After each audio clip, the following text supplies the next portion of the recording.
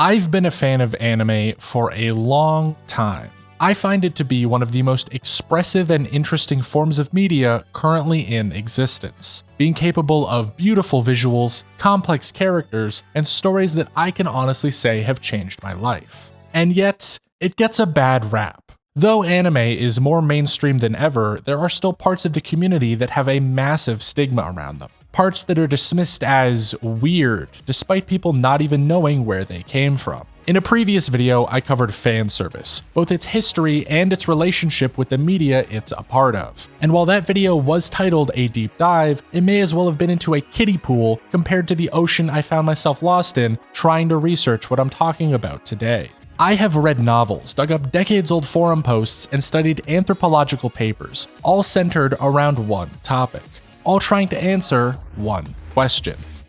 Why do people like waifus so much?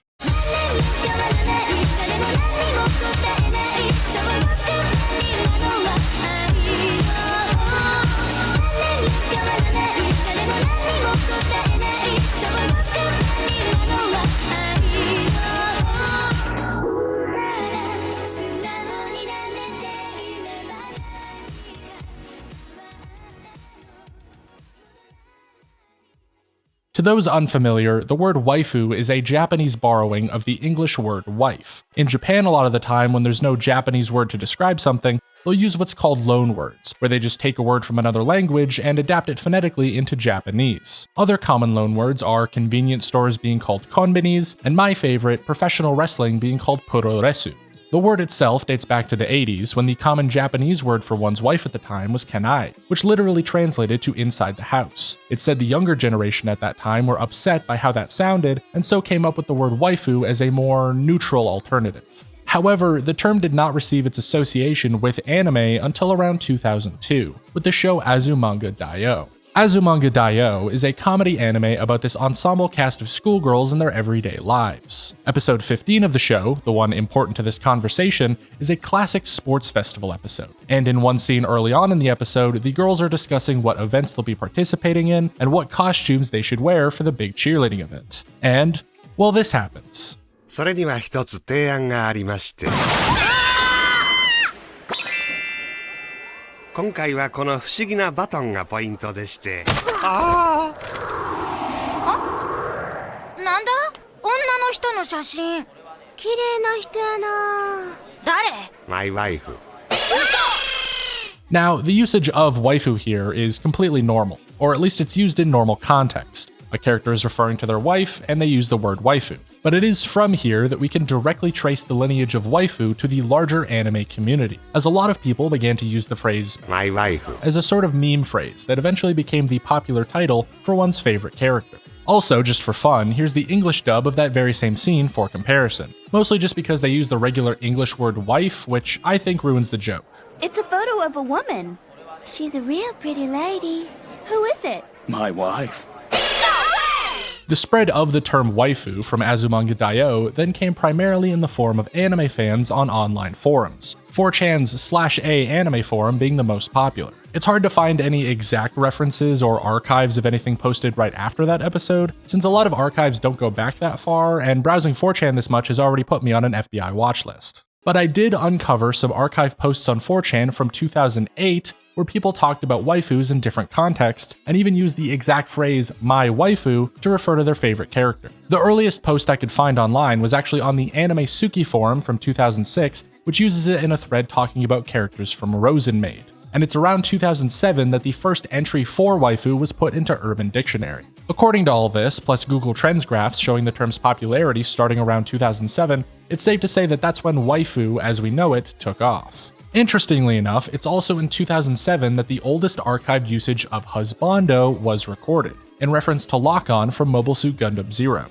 Husbando, as you can imagine, is just the male equivalent to waifu, so discussion about it is mostly the same, and I won't really be talking about the differences since this video is long enough as it is. So waifu was popularized as a term in 2007, and its usage hasn't changed much at all since then. It just became more and more popular and well known, to the point that it actually stopped being a term for one's real wife entirely and became solely used to refer to fictional characters, along with another term, orinayome, which also means my wife and is used in Japanese a bit more often. Anyways, while the meaning of waifu remained loosely as a fictional character I like, the usage of it online became heavily split, with even those early 4chan posts being half ironic uses of the word and half sincere. It wasn't uncommon for someone to post a picture of some random person or character with the caption "my waifu." And this ironic association of the word does lead to some confusion and mystification surrounding those who are sincere. A good example being the subreddit r/waifuism, where people post about characters they are actually in love with and show themselves going on dates with them or buying merchandise related to them. Now, some people might want to believe that these are all ironic posts, that it's all one big bit that 50,000 people are somehow participating in, and that nobody could possibly develop real feelings for an anime character. But I'm here to tell you that that's just not true. Many people have genuine feelings for fictional characters. Even outside the thousands on Reddit, there are most likely millions of people worldwide who would say they have something that you could call a waifu. So I want this video to be a record of waifu culture. I want to cover the entire history and everything that led up to our modern understanding of it. Not only to try and explain how this all started, but also why someone could develop feelings towards an anime girl. And in talking about all this, we can understand the ways people consume media even today. Just a quick plug before we begin though, this video has had some censorship to avoid demonetization on YouTube. If you'd like an uncensored version, go check that out at patreon.com/Lextorias. And with that out of the way, this video is long and in-depth and took me way too much time to make. So just buckle up, grab a snack, and get comfortable, because the first stop in our journey takes us all the way back to the 1970s.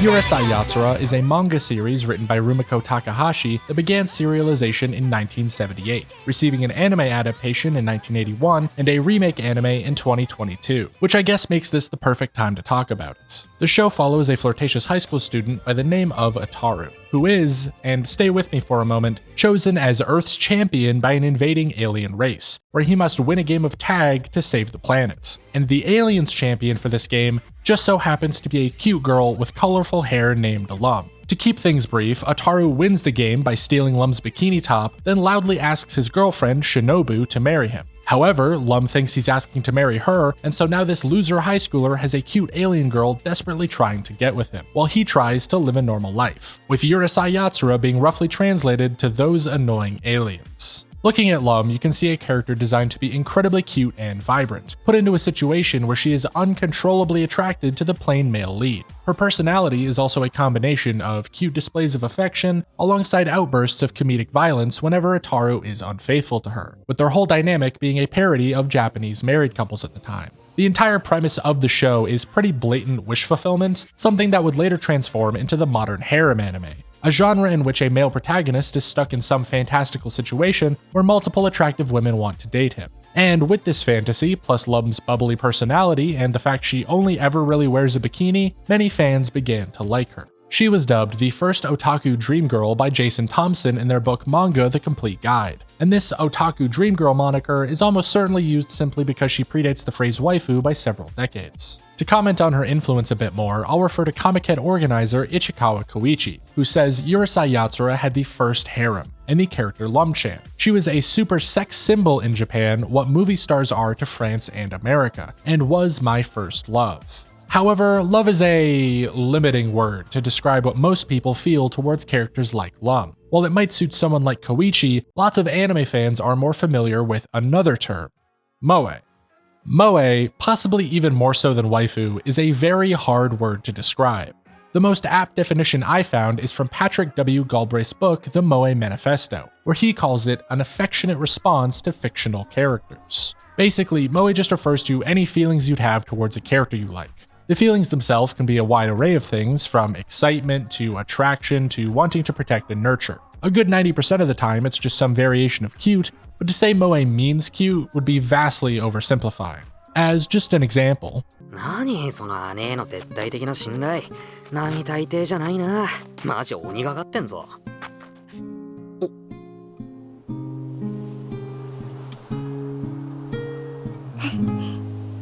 Did watching that clip make you feel something? Congratulations, you just felt moe. And if you felt nothing watching it, You should already be able to see how this concept is related to waifu culture. After all, Moe explicitly refers to feelings for a fictional character. It cannot apply to real people. So to understand those feelings is to understand waifus. But while the concept is already a bit hard to explain, the history is even more convoluted. In fact, the complicated nature of moe is apparent from just the origins of the term itself, because the etymology of the word is actually somewhat unknown. We know how the word probably came to be, but nothing concrete. The most common theory comes from psychologists Tamaki Saito and Ken Kitabayashi, who identify it as stemming from the Japanese word moeru, which means to burn.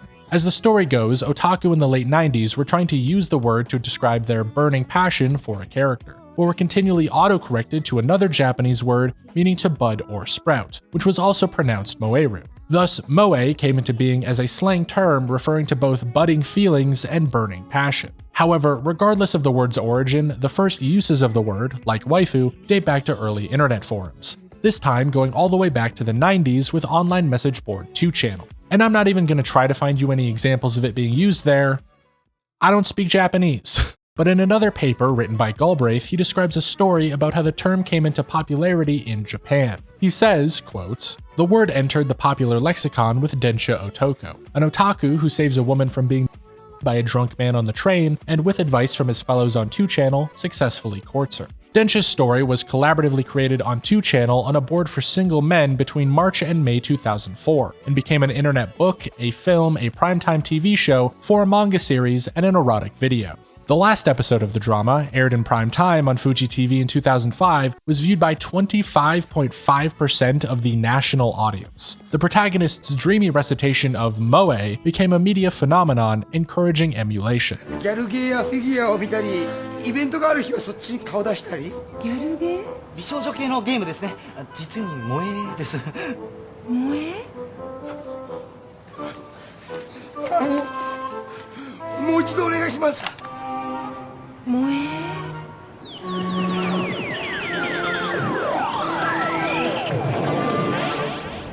And just like that, moe became one of the most popular slang words in all of Japan. However, just like waifu, while the term itself has a relatively recent history, the concept stems from much earlier. So let's go back to 1948.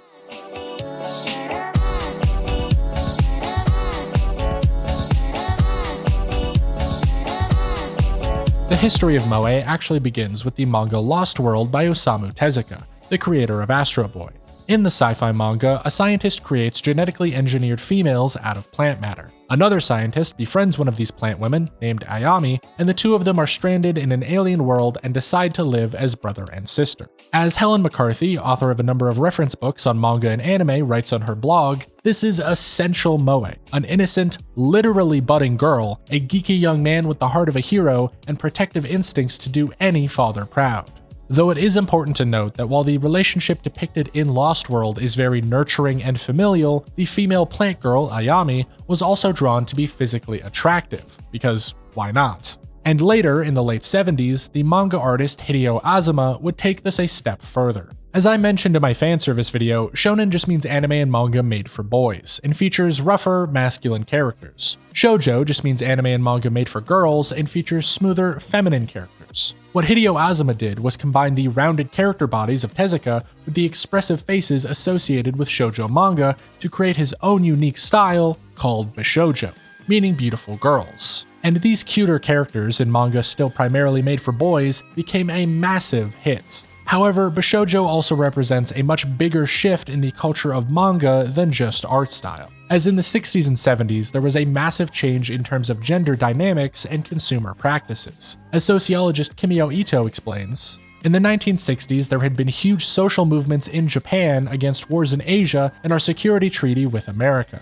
Going into the 1970s, there was a sense that young men had run out of steam. Even their manga weren't that interesting. On the other hand, girls' culture started to expand rapidly. Consumer culture was on the rise, and with it, so-called cute culture with Hello Kitty and fancy goods. This was also a time when shoujo manga was really maturing. The early 1970s was the peak of the shoujo manga scene in Japan, overshadowing anything going on in shonen manga. Men were searching for alternatives, and this is one of the things they found. So now, in the 70s, even male audiences were reading lots of shoujo with their more personal, emotional stories as compared to the high-octane epics of shonen. And Bishojo represents a sort of response to this, where it focused on appealing female characters for a male audience while also maintaining that more female-oriented perspective. So for the same reason that this video focuses on moe because it could help us understand feelings for fictional characters, the history is full of shoujo and bishojo because those are the genres that facilitate those feelings. Which is why the most common type of bishojo media is bishojo games, or as you might know them, dating games. Anyways, referring to Galbraith again, fans of bishojo characters were among those manga and anime enthusiasts first labeled otaku. The columnist Nakamori Akio, writing in the subcultural magazine Manga Bariko in 1983, used the word otaku to mean something like geek or loser. Azuma Hideo is named explicitly in Nakamori's articles about otaku. And after Azuma, other artists would begin adopting the bishojo style, one of the most famous examples being that of Hayao Miyazaki, with characters like Lana from Future Boy Conan and Clarice from the Castle of Cagliostro. However, the most famous character of the Bishojo Boom, and the one who would go on to change the medium, was our good friend Lum. Yes, Urusei Yatsura was not only the birthplace of the waifu, but the anime partly responsible for popularizing bishojo as well as moe, as it was a particularly male-centric bishojo manga entirely written and created by a female artist, the same one who would go on to make Ranma 1/2 and Inuyasha. Lum's rounded, cute features and attractive appearance played into the bishojo aesthetic perfectly, and her romance story with the protagonist massively popularized it within otaku culture. Not only that, but a defining trait of Lum's character is that she continually attacks Utaru as a display of affection, and this would become the birthplace of yet another popular anime trope called tsundere. In case you don't believe me, here's the rest of Koichi's quote from earlier. Urusei Yatsura had the first harem, and the character Lum-chan. Lum-chan is the source of moe, the queen. She's the first tsundere character. So following Lum's legacy, the bishojo genre and its aesthetic would seep into the rest of the industry, and this developed in two major ways. In one, the typical male-centric shonen anime were beginning to add more pretty girls and romantic scenes, most notably the original Mobile Suit Gundam in 1979 featured a good number of female characters, and Macross in 1982 featured the fictional singer Lin Min Mei, whose romance with the male lead makes up a large portion of the show. The other major development was that shoujo anime started adding elements to attract their new male viewers, leading up to 1992, when Sailor Moon would take off as a mix between the classic shoujo magical girl genre and the more action-packed Super Sentai. And if you don't know what Super Sentai is, it's just Power Rangers. Power Rangers is literally just re-edited scenes of Super Sentai with additional shots of teenagers in high school. In fact, Macross is a series about transforming robots designed by Shoji Kawamori, and his transforming car robot toys would later get rebranded and turned into the Transformers. So if you grew up at a certain time in the 90s, there's a good chance a lot of your childhood media is just reappropriated Japanese stuff. But unlike Transformers and Power Rangers, Sailor Moon was an explicitly Japanese media property that expanded into Western audiences. And though written by a woman for a female audience, it does focus more on action and shonen-type storylines, which made it even more popular among guys, all the while explicitly calling the main character a bishojo.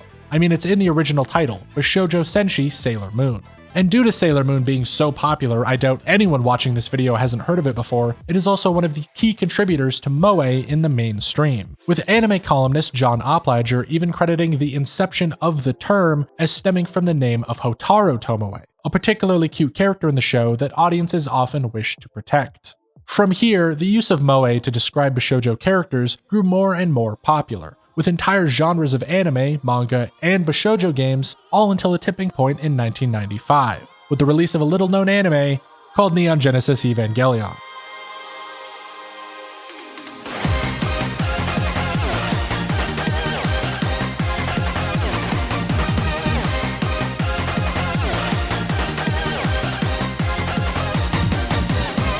So if you've seen my previous video on anime history, you'll know that Gainax, the studio behind Evangelion, is largely responsible for the popularity of fanservice, and so it should come as no surprise that they'd have a hand in the rise of waifus and moe as well.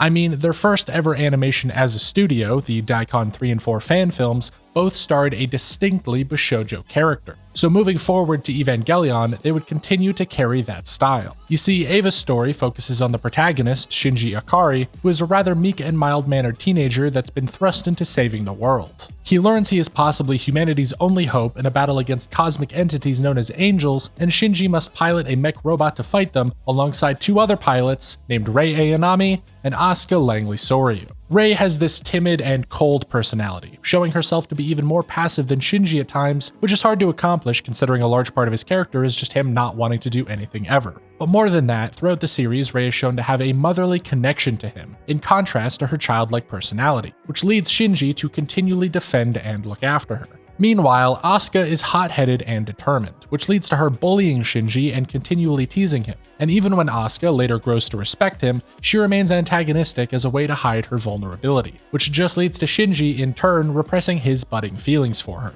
In this way, Asuka and Rei showcase a split in the personality of the waifu, as personified by Lum Invader, where the cute, innocent side of Lum's personality is taken out and put into Rei, who embodies Moe, a desire to protect and nurture, and the bold, arrogant side is taken out and put into Asuka, who embodies Tsundere, a desire for passion and vulnerability. And both of these girls were written with a more intimate perspective that allowed further explorations of these archetypes, where the series goes in depth into their mental health and emotional states. A large portion of Eva is all of these characters confronting their own trauma and learning to develop relationships with each other. So it should come as no surprise that Hideaki Anno, the show's creator, has stated that he read female-written romance novels to better understand these characters and make them relatable, which just cements the influence of shoujo and the female perspective on waifu culture when the creator of two of the most impactful female characters cites female works as his inspiration. In fact, to say Evangelion's female leads had an impact on anime culture would be an understatement. To this day, both are consistently ranked in the top 5 of any popularity poll conducted on women in anime, and even just discussion of which character is better has sparked massive online debate, formally dubbed as the original Waifu Wars, which should just go to show how well written and popular they both are. As a fun aside, Anno was once asked his opinion on which character he preferred more, to which he responded, "The truth is, I have no emotional attachment to Rei at all." In the midst of making Eva, I suddenly realized I had forgotten her very existence, which seems to undermine everything I just said about how well written she is, but is also hilarious, so I'm gonna keep it in the video. Yet, despite Anno having somehow forgot he wrote one of them, both Rei and Asuka have been instrumental to Evangelion becoming one of the most successful media franchises ever made, being worth an estimated $16 billion. Which makes it almost solely responsible for the rebirth of the anime industry in the late 90s, and the creation of the merchandise economy that Japan has now popularized. Just for reference, the Evangelion franchise is worth more than Game of Thrones, My Little Pony, and Minecraft put together. And all that for merchandise and pachinko machines, partly featuring these two girls. As just one example of merchandise that started to be sold around this time, body pillows, the most commonly associated waifu item, became popular in the late 90s following Evangelion. As dakimakura, these large hugging pillows, had existed in Japan for quite some time, just as orthopedic pillows existed in the West. So anime merchandisers got the bright idea to slap cute anime girls on the front of these pillows you were supposed to fall asleep with, and it turned out to be a match made in heaven. The massive financial revolution that Evangelion caused in Japan actually caused a major cultural shift in the perception towards moe and waifus, with Rei Ayanami alone being credited by many for starting what was dubbed the Moe Boom in Japan. Whereas before they were seen as geeks and losers, in only a few short years, otaku were becoming a driving force of Japanese culture and their economy, which you can see exemplified in the national popularity of Densha Otoko. However, the history directly following the Moe Boom needs just a bit more context, as under the surface of all these popular anime and cute waifus, something had been slowly shifting in the background. Before Evangelion, with the success of moe and Bishojo in the late 70s and 80s, a lot of creators and companies began to catch on to this newfound culture. And this would coincide with a massive economic boom in Japan, where they would essentially be launched into leading the world economy. And so, something interesting happened. The 1980s saw a blossoming of media and material targeting otaku, and this conditioned a pattern of consumption and culture. Eventually, the products began to be designed specifically to elicit an emotional response in the consumer, i.e. to include characters that would inspire moe.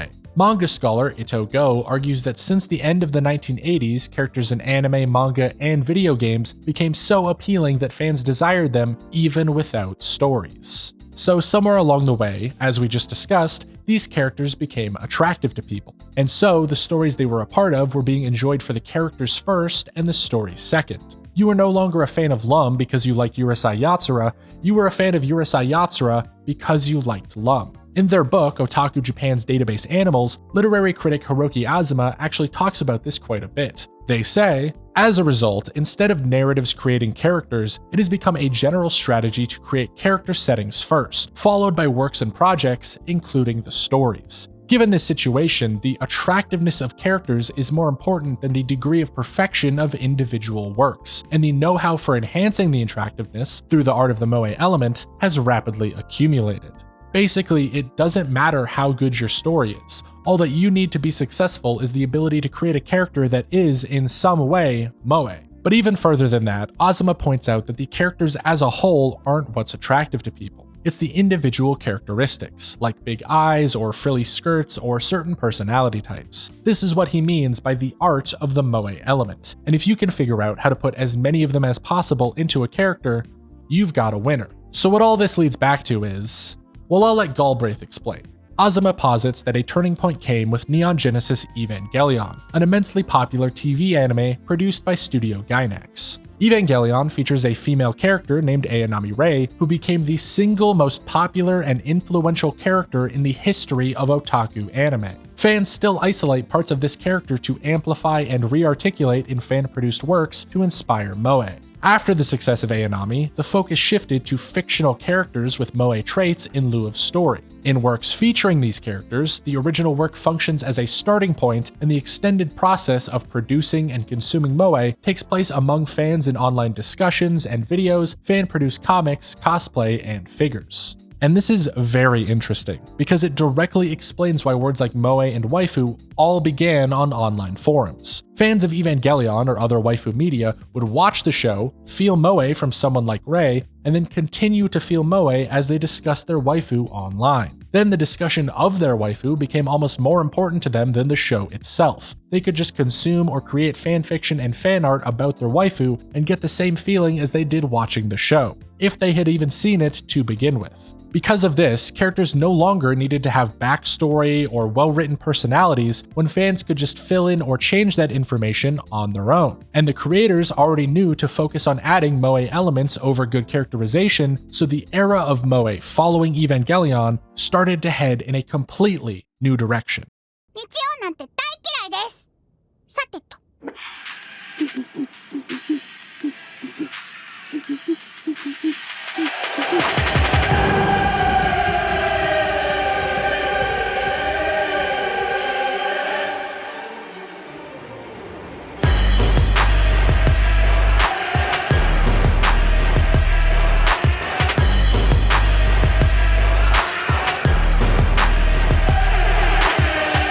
According to Yahoo Japan, in 2003, the market for moe-related merchandise and media was 88 billion yen, which was 1/3 of the entire otaku market at the time. So there was now more incentive than ever to make not only more moe characters, but characters that were more moe. And as we know, somewhere between then and 2007, the term waifu was starting to be used, showing that sort of self-awareness of moe culture and cute girl media. So while tons of shows and studios were all cropping up during this time, and plenty of them were using waifus, to talk about them all would take hours. So I'm just gonna focus on one studio that would exemplify the capitalization of moe and change the culture forever. A studio by the name of Kyoto Animation. Kyoto Animation was founded by married couple Yoko and Hideaki Hata in 1985. As Yoko and other housewives she knew began to paint additional cells for several shows on their own time, which later developed into creating a studio based around support animation. And some of the shows that Yoko and her studio worked on include Astro Boy, SDF Macross, Akira, Evangelion, and you guessed it, Urusei Yatsura. And fun fact that I forgot to mention earlier, Hideaki Anno also worked as an animator on Urusei Yatsura, while founding Gainax. So like everything in the anime industry, it's all connected. However, Kyoto's reputation for amazing support work led to them later being contracted to make adaptations of visual novels like Air, Kanon, and Clannad. all of which being stories that relied on cute girls with the most gigantic eyes you've ever seen being put into melodramatic situations, usually meant to make you cry. So naturally, they were all successful, and Kyoto would follow them up with even more cute shows, like Lucky Star, Clanad After Story, and The Melancholy of Haruhi Suzumiya. All three of these shows were massively successful in capturing this newly growing audience of moe-seeking anime fans, with Haruhi in particular being a cultural phenomena in Japan at the time. A poll in 2006 conducted by TV Asahi on the top anime of all time in Japan placed Haruhi in just 4th place, only behind Evangelion and Full Metal Alchemist, because of course Full Metal Alchemist was at the top of the list every goddamn time. Though Haruhi actually owes a lot of its success to viral marketing in the early 2000s, as the main ending theme for the series, Hari Hari Yukai, became one of the first viral dances that people would film themselves performing online. And so many clips of Haruhi were being posted to this new video sharing website called YouTube that the Japanese Copyright Administration had to step in and request they be taken down. So glad that doesn't happen anymore. And yet all of that massive success and cultural impact is still nothing compared to what Kyoto would release in 2009. K-On! Is a 4-panel manga series that was originally serialized in Hubunsha's Manga Time Kurara magazine in 2007. And in 2009, the series would get an anime adaptation from our friends at Kyoto Animation, lasting 39 episodes and 2 OVAs. Following 4 high school girls as they join a band club in order to prevent it from being shut down, the musical slice of life series featured all of the hallmarks of a typical moe show. All 4 of the girls are cute, they do cute things, they're in the genre of cute girls doing cute things. And that's it, just a regular show about high school girls who play musical instruments. K-On! Went on to become the highest-selling anime television series in Japanese history by Blu-ray sold, with 500,000 copies. It would come in 2nd place for most Blu-ray sold in Japan period, only behind Evangelion's first rebuild movie. The show's first and second album debuted at number 1 in the Japanese top music charts, and 2 singles from those albums were certified platinum by the Japanese record industry. K-On! Would win the awards for Best Anime in the TV category, Best Voice Actor, Best Anime Episode, Best Female Character, Best Original Song, Best Voice Actor again, and Best Anime of 2009. K-On! Was so popular that in 2011, electric guitar sales in Japan reached a new all-time high just from schoolgirls going out and buying instruments to emulate the show. And why was it so popular, might you ask? Does the show have a phenomenal storyline or deep and interesting characters like Evangelion? Was it revolutionary to the genre like Sailor Moon, or did it bring something new to the industry like Urusei Yatsura? Nope, it just has some really cute girls doing really cute things. このお宮のあちこちに牛がいるでしょ。この牛の頭をこうやって撫でるとね、頭が良くなるって言われてるの。And in fact, you can look no further than the K-On! Subreddit to see exactly why people like it, because all of the posts on there are just different gifs of cute things that happen in the anime, or fan art of the characters made to be even cuter. You want K-On! Girls as Overwatch characters? How about K-On! Girls as Michael Jackson? Or maybe K-On! Girls as Attack on Titan spoilers? K-On! Meets the NWA perhaps? What about one of the girls as 19th century expressionist painting The Scream? Just like we discussed before, now the practice of sharing these characters online and putting them into situations that make you feel moe was more important than watching the show. The show was still good, I mean it won awards after all, but the plot or greater meaning was obviously put aside to focus on maximizing the cuteness of these girls. Which is exactly what Azuma was talking about. Shows that are built on characters first, and characters that are built on being as cute as possible. So it should come as no surprise that exactly 2 things happened following the success of K-On! 1, a billion other shows jumped in line to copy the cute formula and try to recapture the magic, and 2, these shows began to garner criticism for their over-reliance on moe. As John Opliger puts it, these characters no longer evoked moe feelings. They were literally moe characters. Characters that were the physical manifestations of the defining characteristics of the moe movement. They demanded notice and adoration from viewers, rather than passively earning adoration and protective feelings. In other words, these shows knew their appeal was cuteness. They knew that moe was the whole selling point, and that fans just wanted more of it to share online. And the criticism was that they shoved in as much as possible until it became overwhelming if you weren't into it. Now, some people may argue this criticism is a bit harsh, but just as an example, here's a clip. ゆい、お前何にも分かってない。ミオを見てみろ。ミオほどメイド服姿が似合うやつなかなかいないぞ。黒のストッキング、純白のエプロン、そして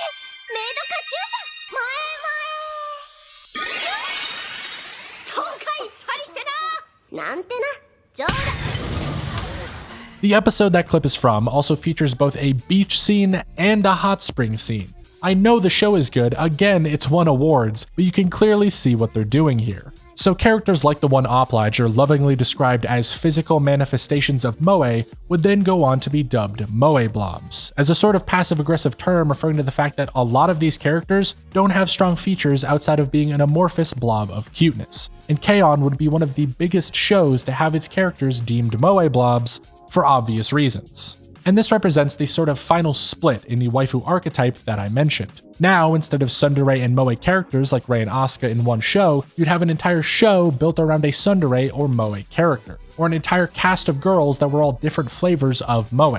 It became increasingly common to take a single personality trait and stretch out an entire anime around it. Though, while tons of shows would come out since K-On!, none would quite recapture the magic like the original, including Love Live, which is just K-On!, but now the high school girls are idols and they have to compete in a pop star competition. I have not seen Love Live. I know it's massive in Japan. I mean, it was ranked the top-selling media franchise for the entire country in 2016, but I just don't care that much. And that general feeling of not caring seems to be a prevalent theme coming toward the end of the 2010s. Not just among video essayists who've spent 3 weeks researching cute anime girl shows for a silly video, but for the anime watching audience as a whole. Because one thing I found very consistent while looking online is that while moe was absolutely massive with the success of K-On!, it seems people don't talk about it nearly as much anymore. The discussion of the topic seems to have died down quite a bit in recent years. And I think the reason for this is almost entirely due to how prevalent moe is in the anime community now. It's just ingrained in the medium itself that there are cute girls who are gonna do cute things sometimes. We as an audience have become desensitized to it. It's now as much a part of anime as shonen protagonists yelling whenever they power up.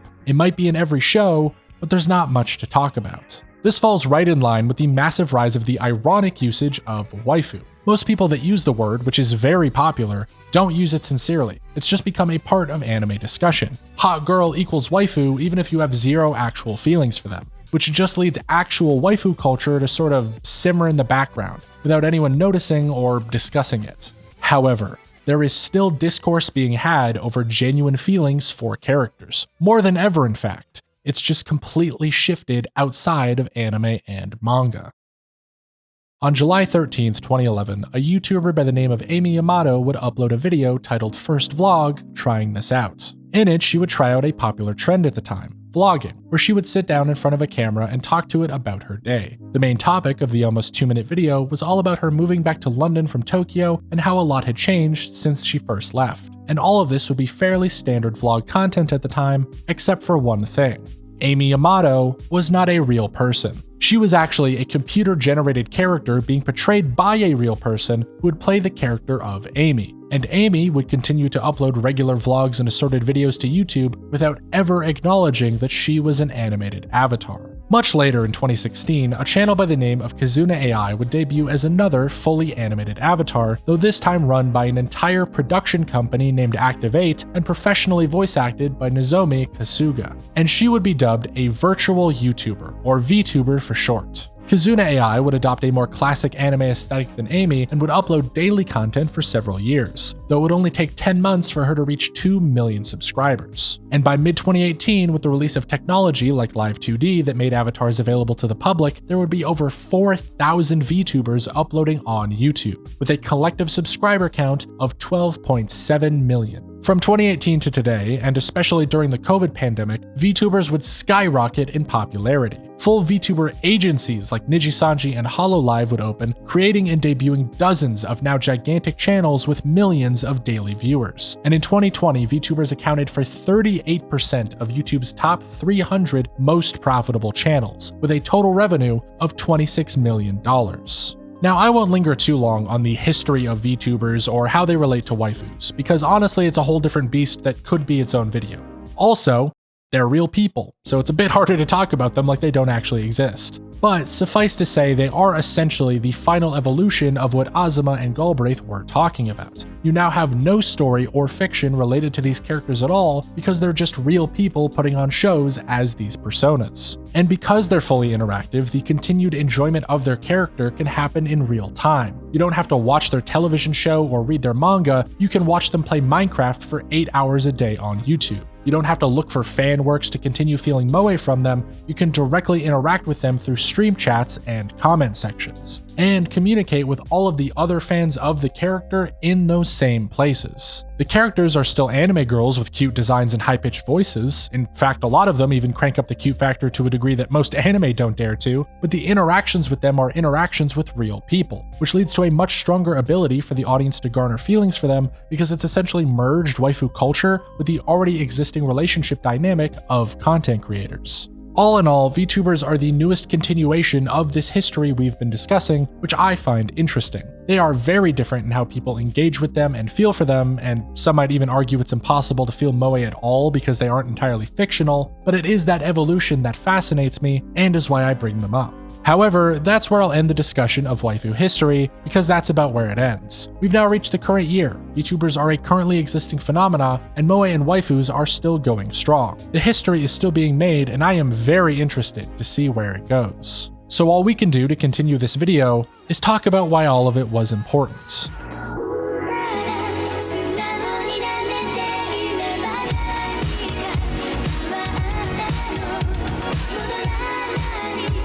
Now, I would like to preface the rest of this video by saying that from here on out we start getting into opinion and speculation. While the history of waifus is documented, the psychology and cultural influence really isn't, or at least not as much as it should be. So I've taken it upon myself to fill in the gaps with my own ideas. But I am not a psychologist, I am not a sociologist, I am not any sort of professional that would have a credible opinion on the relationships between people and fictional characters. What I am is a 23-year-old college dropout talking to a camera while sitting in my living room. So keep that in mind with everything I have to say. However, I don't think it takes someone with a PhD to explain, or at least talk about, why someone develops feelings for a fictional character. In fact, if you've grown up in the age that I have, being surrounded by media and characters since birth, then it should be quite self-evident. Humans are empathetic creatures. The sole reason for our survival as a species is because we're able to relate to and communicate with others. And so, going into the modern age, we started to communicate more abstractly. We learned that we could empathize with media like television and movies, we could relate to the characters and their struggles, and we could feel real emotions for fiction. I mean, I know I cried at the beginning of Up, but not only are we able to feel emotions from media, we're able to cry or laugh or feel catharsis from fictional stories as a way to vent those emotions and deal with the real world better. You know, if you've ever gone through a rough breakup, you know it can help to watch a movie that makes you cry. If you're feeling depressed, watching something that can make you laugh is extremely helpful. And love, affection, and intimacy aren't desires that are any different from a desire to laugh or cry. They're still emotions that people need to express and will vent through media if they're unable to feel it in their everyday life, because anime gives you every opportunity to feel those things. And as characters you grow to be very attached to, you see their emotional states in their day-to-day lives, you watch them develop and learn everything about who they are as a person, and they're often people you want to like. So it should come as no surprise that someone can fall in love with an anime character, or take waifuism seriously. It's already normal to grow attached to characters in shows and movies. Loving them or feeling affection towards them is just another step forward. If someone wants to feel intimacy, and anime provides that, then feeling intimate towards a fictional character is a logical conclusion. And it's one that's often a response to the growing turmoil of real life. Unsurprisingly, if you look back at the history of waifu culture I just covered, all the developments fall in line with a real need to vent emotion. The original otaku of the 60s and 70s were all part of the student movements of Japan. Massive protests on the political left that shook the entire country. And after the exhaustion of these protests, students would go on to find solace in lighthearted shoujo manga and bishojo. Going into the 90s, Japan had then faced the collapse of their economic bubble. The whole era is referred to as the Lost Decade because the economy crawled to a standstill. So with a newly popular show like Evangelion, people could find escapism that promoted a positive message about connecting with others. Even going into 2011, shortly after the release of K-On!, Japan was hit with Fukushima, the worst nuclear disaster since Chernobyl that was caused by an even more devastating tsunami. There was now more need than ever for positive media that you could consume to avoid the tension of real life. Who cared if the story was deep or complex? You just needed it to be fun. And throughout all of this, the entire world has become more isolated than ever. The number of people in their 20s and 30s that have never developed real relationships keeps growing, and the feeling of collective loneliness has gotten exponentially worse in recent years, especially in Japan, where the birth rate has fallen so much that the population actually peaked in 2009. So with all that loneliness comes a desire from people to project unreciprocated feelings into something familiar, which can come in the form of a waifu. Though, as it is a common misconception, I do not think that waifuism in moe culture means someone is unable to tell the difference between real and fantastical, or that they treat them the same, but rather just the same way that you can cry at a movie while understanding the character you saw die was fake, waifus are sought after specifically because they too aren't real. As Galbraith states, moe is a desire for the fantastical, not the physical. An attraction to the fantasy form does not necessarily reflect a desire for the physical one. One can have a younger sibling without feeling moe because that person is real and is not performing the character called little sister, or simply because she is not a two-dimensional fantasy. These young characters are not part of the real world and do not demand their partners be socially mature and responsible adults. With moe characters, men can experience love outside the confines of manhood, and women love outside the confines of womanhood. In other words, expressing emotion through fiction is one of the only ways that some types of emotion can even be expressed, especially in the earlier ages of anime, which were tied to more conservative social climates. You surely couldn't express any desire for non-traditional fantasies without being ostracized. So you had to funnel that into moe characters and fiction. And with the advent of otaku culture and later the internet age, people were able to express these non-traditional desires to others without criticism or consequence. And it's because of all this that I don't see an inherent problem with waifus. I don't see a major issue with the process of enjoying fictional characters. As long as people are responsible adults, they should be able to freely express love towards anything they want to.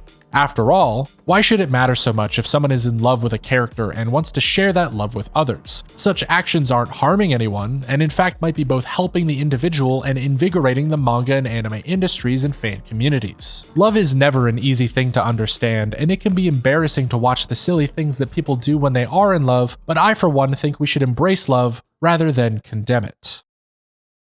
So, you might be wondering why there's still so much time left in the video.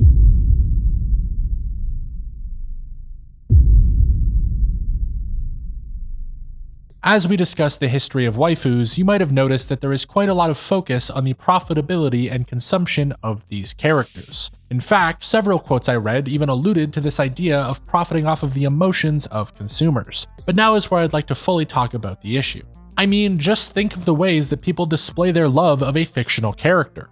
They buy merchandise of that character. If you really love this anime girl, the only way to show that you love her is to buy a $250 body pillow of her, or a collection of overpriced figures, or a Blu-ray box set of the show she's from. The only way you interact with this character is through spending more money on her. When you think of someone with a waifu, you inherently think of someone with anime merchandise. And that is all entirely on purpose. I showed this graph in a previous video to discuss how much the anime industry makes, but if you look closely, the biggest slice of this pie is merchandise. That's how most of these franchises make their money back. They either make a profit on Blu-rays or they sell a ton of merch, so they have a financial incentive to create stories that have merchandising potential, and one of the best ways to do that is through waifus. Now, we already talked about how these characters were made more cute with less focus on story, but thinking about it in terms of profit makes it clear that it's an issue. When you know that a waifu with tons of appeal will net you more sales, it becomes hard not to just sell out to that crowd. Why make any character that isn't a cute girl you can sell figurines of? Who cares about story or message or themes when you can just make a cast of moe blobs who sell like hotcakes? Because on the flip side, if you don't make any profit, you probably won't stay in the industry very long as a creator.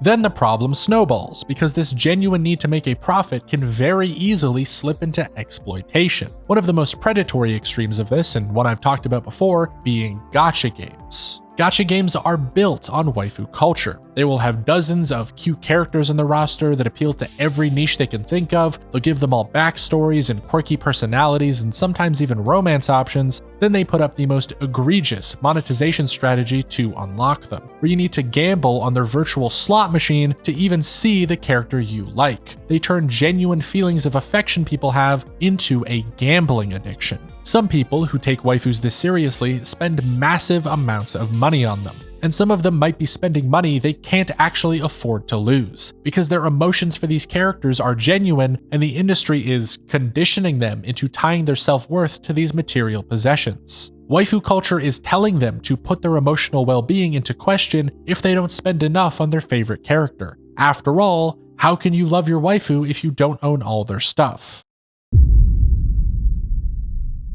Now, throughout this video, you should have gotten an idea of just how important the female perspective is to waifu and anime culture as a whole. After all, this all started from shoujo manga. Female creators like Rumiko Takahashi or Naoko Takeuchi then pioneered the Bishojo space, and even when it got continued by male creators like Hideaki Anno, the female influence was apparent. However, there are still massive amounts of very male-centric anime. Your typical shonen and seinen, which sort of developed alongside all of this moe and bishojo, taking a lot of elements and using them in stories that were strictly written by and for men. Now, the history itself isn't that important to the development of waifus, which is why I didn't cover it. Shonen wasn't ever really a leader in the history so much as it caught up to the rest of the community and absorbed certain aspects of it. But the reason I'm talking about it now is because a lot of anime in that space in particular comes with a much stronger appeal to male fantasy, which, when combined with our problem of exploitation and unhealthy behavior, can lead to a bad place. Anyone who has seen enough anime has seen at least some female characters that perpetuate an incredibly warped perception of women.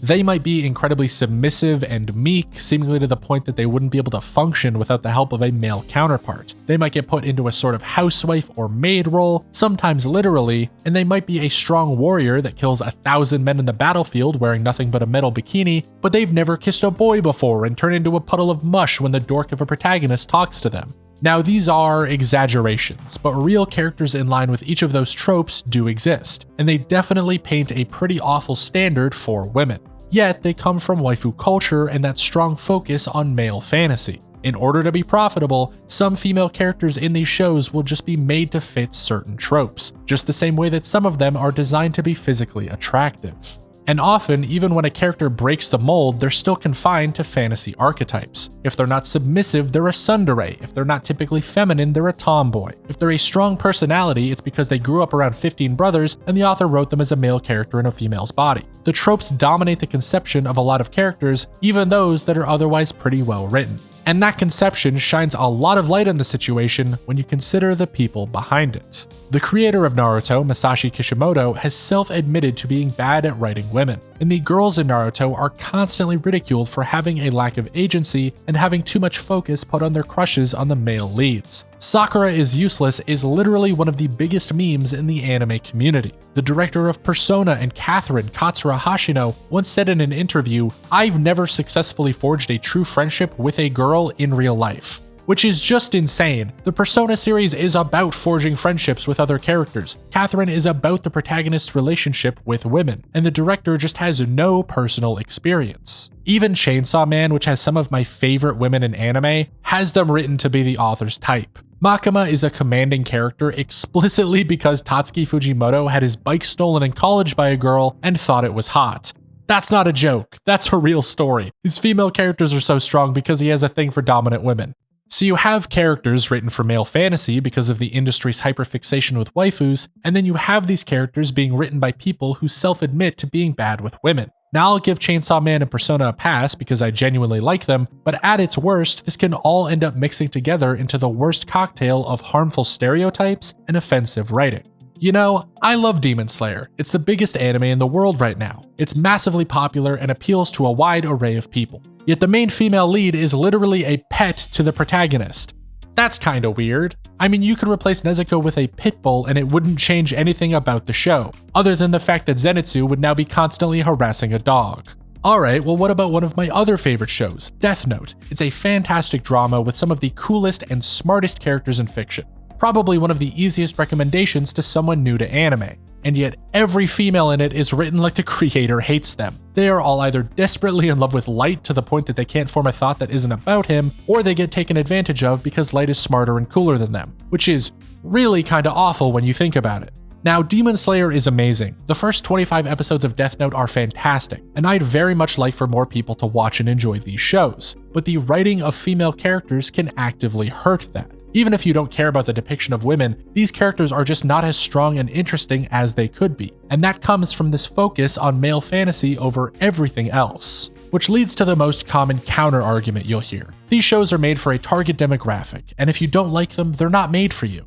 But oftentimes the only thing keeping people outside that demographic from enjoying the show is the focus on the demographic. Like if Death Note wasn't so obviously a power fantasy for edgy 15-year-olds, it would be enjoyable to more people.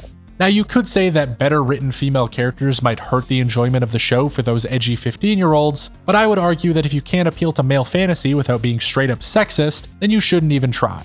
And in general, I think anyone should be able to enjoy a show with an appealing waifu character or male fantasy element without the fantasy appealing to them and not have the show then be ruined by it. Because there are tons of people out there watching anime who don't care for a lot of these waifu archetypes or aren't attracted to anime girls at all. And these shows are just a worse experience for them when they don't have to be.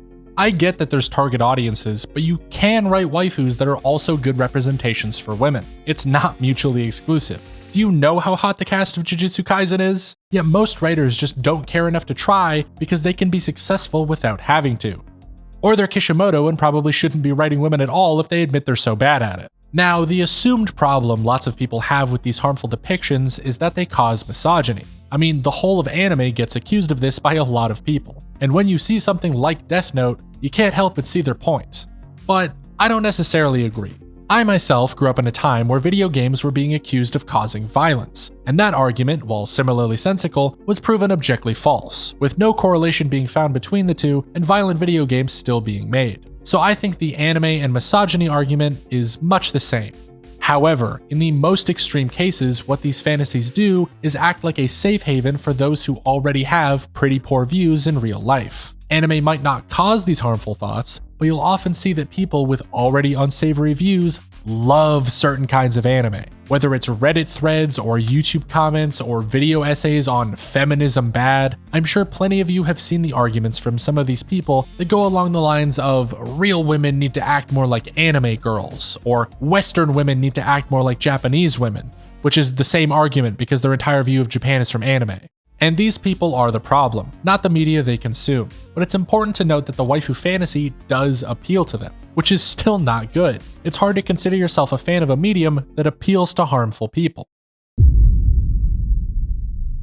Now, this last problem, as you might suspect, is pretty serious. It's dealing with possibly the worst issue in the anime community. One so bad that I'm not sure YouTube even lets me say the word. Or at least not as much as I'm about to say it. So just to be safe, I will be coming up with an alternative. This segment of the video is about lemonade. You know, the genre of anime starring lemons? If you don't know what I'm talking about, that's probably for the best. Now, I will try to be sensitive of this issue, and I don't get too deep into it or talk about anything that bad, but if hearing about it still upsets you, feel free to skip to the timecode on screen. And the discussion of lemonade is a very complicated one. It becomes especially complicated when you learn I've been lying to you about the history of waifus up until now. You see, lemonade as we in the West know it came from Vladimir Nabokov's Lemonida, a book about an adult man and a 12-year-old girl. This then spawned the term Lemonida complex to describe people like that adult man, and lemonade became a shortening of that, with obviously very negative connotations. However, I think it's important to note right off the bat that while it does still get into questionable content, the word as it was adopted by Japan is completely different from how we understand it, and has a rather positive connotation referring to cuteness and innocence. For example, Lemonida fashion in Japan just refers to people dressing up in frilly dresses and gothic clothing, and has so little to do with Nabokov's book that many Lemonida idols were disgusted and offended to learn what it was about. Though the loose beginnings of the culture in anime actually began with shoujo manga, where cute and innocent girls were already being depicted in softer artistic styles. And as we know, in the 60s and 70s, more people, especially men, began reading shoujo. So with them came more adult depictions of these youthful and cute characters, which slowly reached a turning point in popularity. And the person who heralded this turning point was none other than Hideo Azuma, the person who started the Bishojo Boom. I didn't mention it before, but his official title is the father of Lemonade, and his most notable work was an adult parody of Little Red Riding Hood in a comic called Cybele, where he took the rounded bodies of Osamu Tezuka and put them into adult situations. Meaning before the Bishojo Boom ever started, what he actually brought into pop culture was the Lemonade Boom. Lemonade manga, like a lot of anime, started with fan works or doujinshi, and it actually played a massive role in attracting male fans to Comiket, the Japanese doujinshi market. Comiket's first run in 1975 had an attendance rate of 90% women, but by 1981 the number of male and female participants were equal. Lemonade, created by and for men at these markets, served as a response to the female-dominated yaoi, and one of the first characters to grow popular in fan works shared in these markets was Clarice from Hayao Miyazaki's Castle of Cagliostro, who was so popular that early lemon doujinshi were originally called Clarice magazines. The genre then grew in popularity until several official Lemonade magazines started to be produced, including Lemon People, which actually refers to lemons, like it actually uses the word lemon. I didn't change that. And Manga Bariko, the magazine responsible for coining the term otaku in 1983, used it to refer to fans of Bishojo and Hideo Azuma's lemon manga. One of the most recognized artists of this new era was Aki Uchiyama, known as the King of Lemonade, as he produced 160 pages of manga a month for these magazines. Uchiyama was actually so prolific that his work was published alongside mainstream series in the magazine Shonen Champion, which you might recognize as the magazine that debuted Baki the Grappler, Cutie Honey, and Beastars. However, the most notable work of Uchiyama was actually the world's first anime called Lemonita Anime in 1984. And the world's first Lemonade video game, named Lemonita Syndrome, was produced by none other than Enix in 1983. And if that name sounds familiar, it's because in 2003 Enix merged with another company called Square to form Square Enix, the now famous creators of Final Fantasy and Kingdom Hearts. Though after 1984 and all the way up until 1989, Lemonade saw a slow descent in popularity. The focus was never put directly on the attraction to these characters, but rather the style they represented. And so in order to expand this style, Moe and Bishojo adopted a lot of the traits and aesthetics of Lemonade and continued to push the culture of cute, except now to a much broader appeal. This then resulted in the actual Bishojo Boom, which would later carry on with Sailor Moon and Evangelion, and you already know the rest. From all this, I hope that I don't understate just how important Lemonade was to the development of Bishojo, Moe, and the entirety of anime culture, because without it, everything from Gainax to Studio Ghibli would not exist as they do. Gainax's first work, with Daikon 3, starred a lemon character. Hayao Miyazaki's entire style was taken from the same shoujo that inspired Hideo Azuma, and his early success was partly due to the fans of Lemonade, though he's been on the record multiple times to state just how much he hates them. But suffice to say, the history of anime would be completely different without Lemonade. I mean, even Square Enix has it firmly planted in their catalog. Though the downfall of the term and the rise of its negative connotation in Japan came in 1989, when a man by the name of Stomo Miyazaki kidnapped and did things I don't feel comfortable talking about to 4 girls under the age of 7. Miyazaki was actually referred to as the otaku because widespread photos of his room were circulated, which found them to be full of VHS tapes and tons of manga, including Lemonade and shoujo magazines. And when faced with sentencing, he pled insanity, with his defense at the time saying he had been unable to distinguish between fiction and reality. Now, going into the 80s, and even since then, Japan has had a very low crime rate, so something as awful as what Miyazaki did hit national headlines and caused a massive moral panic, especially around manga and Lemonade. However, after the panic of Stomo Miyazaki died down, Moe found itself in the mainstream, and with it carrying over the defining aspects of Lemonade, you can bet that the culture has had a resurgence. Anime today has tons of lemon characters, whether it's 9,000-year-old dragons or just adult characters drawn to be 2 feet tall. The influence of the Lemonade boom is still felt today, and there are many fans of the genre still around. Lemonade has just ingrained itself in anime culture right alongside Moe and Waifus. In fact, the word waifu itself even has roots in Lemonade.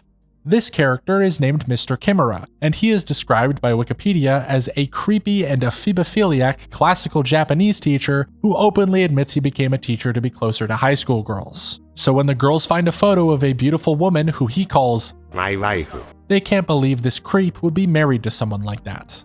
Yes, the term waifu was popularized by a pervert character who likes lemons. Isn't that interesting? Though, before we continue, I should clarify that there is a big difference to me between anime with young characters, anime with lemon characters, and the problem I have with Lemonade. Because for the most part, anime characters are made to be young to appeal to a teenage audience. That's pretty much it. The audience is 17, so the characters have to be 17. Which is why almost every anime has the whole cast in high school, even though they might be a superhero or gang member or internationally hunted serial killer.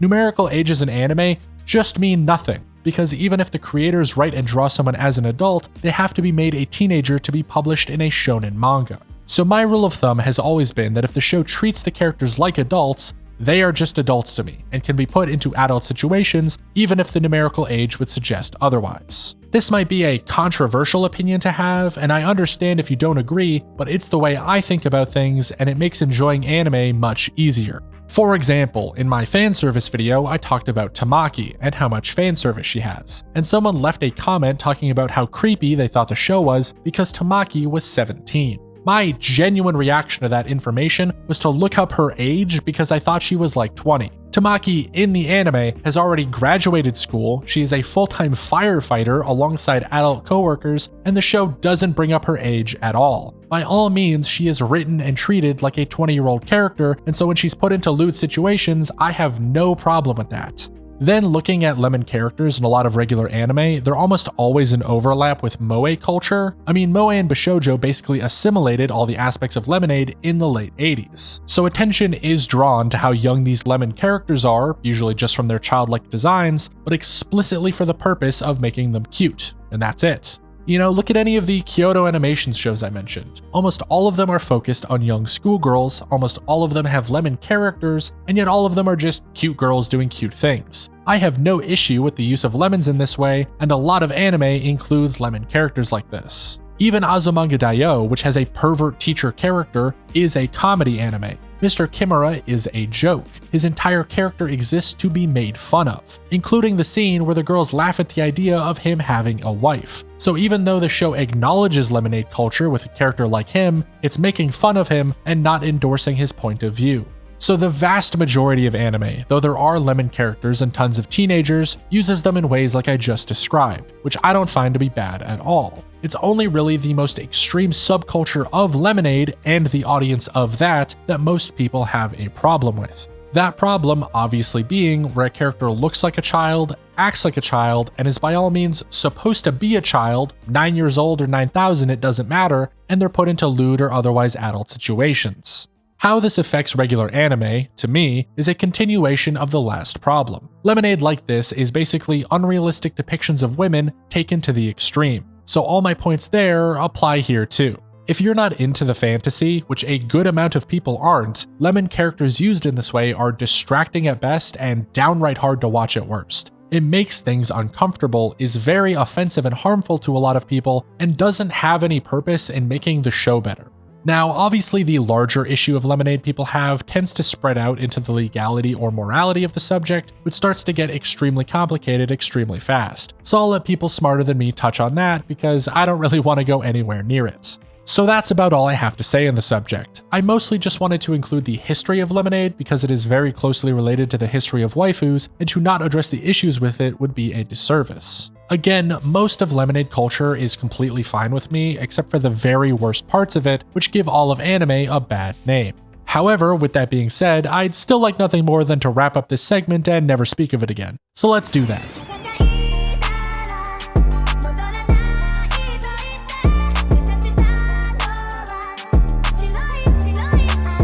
Waifus are an incredibly fascinating and somewhat misunderstood topic. They are intertwined with the very history of anime, and they are ingrained into every facet of the medium. The culture surrounding them has massively influenced Japanese society, which has in turn affected media around the world, which is even more surprising considering how few people know the full story. So hopefully, after watching this far into the video, you understand what a waifu is. I mean, I'd have hoped you'd have learned that by now, otherwise I am terrible at my job. Hopefully you also understand the history of waifus and the most critical points in their development, and hopefully you can understand the psychology of waifus, why someone would have one, and the possible problems that can come with. If anything, I want to clarify that having feelings for a fictional character isn't a bad thing. It can be very healthy for people, and in the anime community, it has been going on since before it even expanded to the West, with little issue. And now that culture has seeped into the very way we consume media in the modern age. Everything from K-pop stans to celebrity culture to online content creators can be seen through the lens of waifuism, developing feelings for those we don't directly interact with. But at the same time, understanding this culture and its effects are important to discussing its problems, whether it's the way that creators can exploit their audience or the way that the audience can end up falling into unhealthy patterns of consumption, or just the way that a lot of anime and manga can end up with less than stellar writing and characters due to the massive fixation on fantasy. All of these issues don't define waifuism, but they are certainly a part of it. And while I make no claims to solve any of them, I did want to at least address them, educate people on them, and hopefully start a discussion about them. Because most people are aware of these problems through the stigma surrounding waifus. A lot of people have unwarranted negative feelings towards the entire culture, which I don't think are helpful. And the discussion of the topic can trend very one-sided. So hopefully having a deeper understanding of all this can actually lead to people talking about these issues and trying to solve them, rather than just lumping together all of waifu culture as an inherently bad thing. After all, who doesn't like anime girls?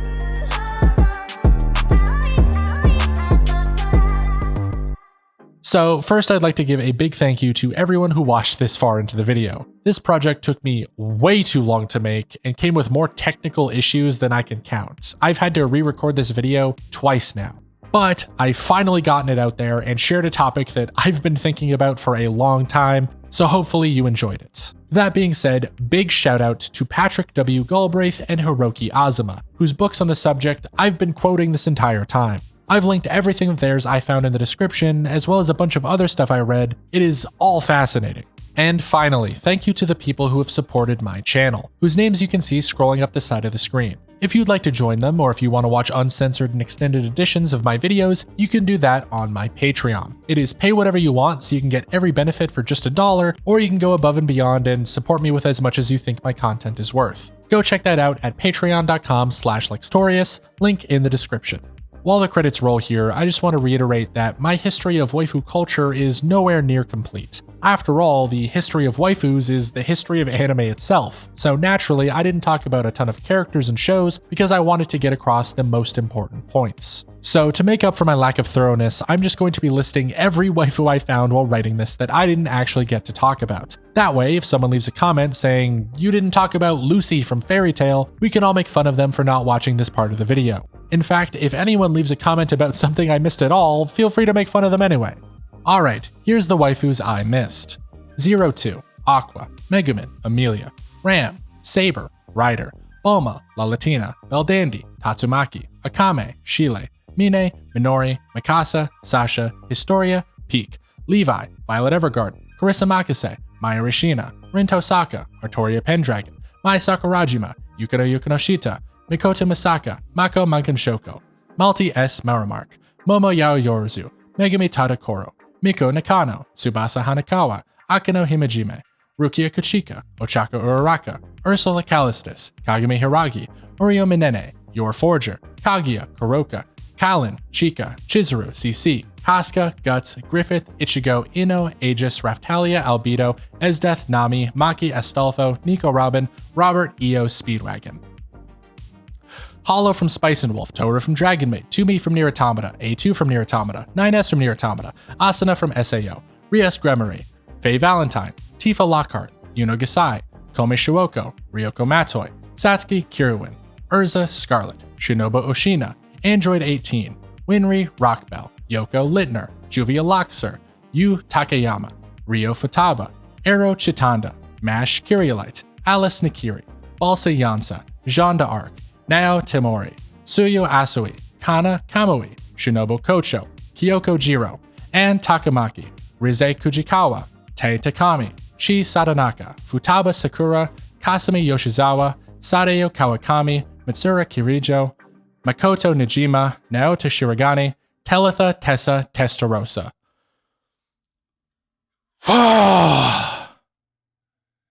That's all of them.